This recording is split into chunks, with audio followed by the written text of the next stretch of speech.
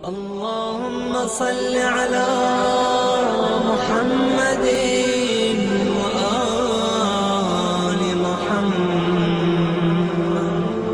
سامنے کی چیز آدمی بھلائے ہوئے. کعبہ جانے کے لیے بہت سے لوگ تڑپ رہے. کیوں جا رہے ہو کعبہ؟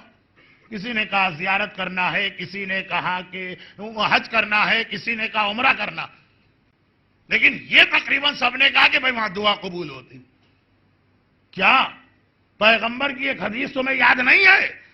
پیغمبر فرماتے ہیں کعبے پہ نگاہ ڈالتے ہی جو دعا مانگو قبول، اور ماں کے چہرے پہ نگاہ ڈالتے ہی جو دعا کرو گے وہ دعا بھی قبول. تمہارا کعبہ تو تمہارے گھر میں بیٹھا ہوا، وہی ثواب اور فائدہ جو کعبے کی دعا کا ہے وہی تمہاری ماں کی دعا کا. کعبہ تو ون وے مسئلہ ہے. تم نے دعا مانگی، پتہ نہیں کعبہ کیا بولا. ماں کے ساتھ تو مسئلہ ہے. اکبر میدان میں جہاد کر رہے ہیں، حسین آئے، لیلا بیٹے کے حق میں دعا کرو، اس لیے کہ ماں کی دعا بیٹے کے حق میں بہت جلد قبول. مولا آپ باپ بھی ہیں، آپ امام وقت بھی ہیں. میدان کربلا میں بتایا کہ ماں سے دعا کرواؤ، ماں کو دیکھ کے دعا کرو، ماں سے دعا کرواؤ. ماہ مبارک رجب میں اکثر جگہوں پہ آج کل عمل داؤد ہوتا، کیونکہ کئی علماء نے کہا یہ عمل آپ سال میں کبھی بھی کر سکتے ہیں ان 3 راتوں میں. تاریخیں وہی 13، 14، 15 کی. عمل داؤد کی تاریخ ہی یہ ہے کہ داؤد سے امام کو بڑی محبت ہے، بہت قریبی رشتہ ہے ان کا امام سے. قید ہو گئے ہیں، خود امام معصوم موجود ہیں. امام سے زیادہ کائنات میں کس کی دعا قبول؟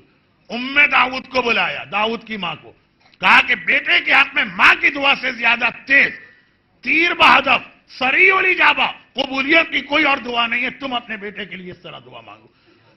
یہ تو خیر بہت اسٹرانگ دعائیں تھی. ظالم کے ہاتھ میں بیٹا ہے، مر جانے کے آثار. تو اتنا لمبا امام نے عمل بتایا کہ بہت سے لوگ اس عمل کو دیکھ کے تھک جاتے ہیں. مگر اصول کا جو جملہ آ رہا ہے داؤد سے لیلا تک، بارشیں ہوئیں، تم نے موقع ضائع کر دی. خانہ کعبہ کی 500 مرتبہ زیارت کی، ایک بار دعا کر کے 499 مرتبہ ضائع کر دیا. تمہارے سامنے ماں بیٹھی ہے جو تمہارے لیے وہی اسٹیٹس رکھتی ہے جو کعبے کا اسٹیٹس ہے. اسے دیکھ کر کو دعا مانگو، تمہاری دعا قبول. اس سے ریکویسٹ کر کے اپنے لیے دعا منگوا تو دعا قبول. توجہ ہی نہیں. دعا تو آدمی کیا مانگے؟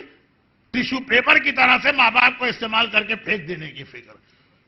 بہت سے لوگ تو کہتے ہیں مولانا یہاں رہنے کا ایک فائدہ یہی کہ والدین سے محفوظ ہے، ساس بہو، نند بھاوج، وہ سارے پرابلم سے محفوظ. اتنا گھبراتا ہے بعض اوقات آدمی عورتوں کے ان جھگڑوں سے. کہتے ہیں یہاں کی زندگی کا ایک بڑا ایڈوانٹیج یہ بھی، یہ ایڈوانٹیج ہے کہ ڈس ایڈوانٹیج ہے. کتنی بڑی نعمت سے تم محروم ہو رہے ہو.